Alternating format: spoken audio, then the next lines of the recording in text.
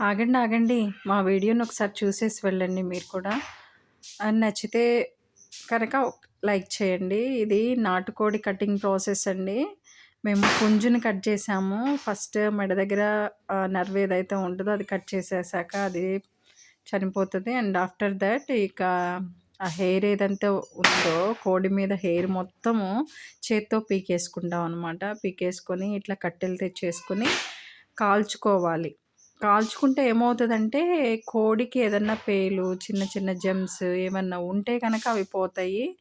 మనకు తెలిసిందే గదా! పసుపు అప్లై చేసుకుంటే అది యాంటీబయాటిక్ లాగా పనిచేస్తది. అన్నీ జెర్మ్స్ అవి ఇవి పోవడానికి బాగా యూజ్ అవుతది. తర్వాత పసుపు పెట్టుకొని నీట్‌గా క్లీన్ చేసుకోవాలి. తర్వాత వింగ్స్, లెగ్ పీస్ అవన్నీ కూడా సెపరేట్ చేసుకొని నీట్‌గా కట్ చేసుకోవాలి. తర్వాత వుడ్ తెచ్చుకొని మనం బోన్‌తో సహా కట్ చేసుకోవచ్చు. మా మావయ్య గారు ఏం చేశారంటే, కొంచెం బోన్ సెపరేట్ చేసేసి మీట్ వైస్‌గా 2 సెపరేట్‌గా చేశారు. బోన్స్ తోటేమో చారు పెట్టాను.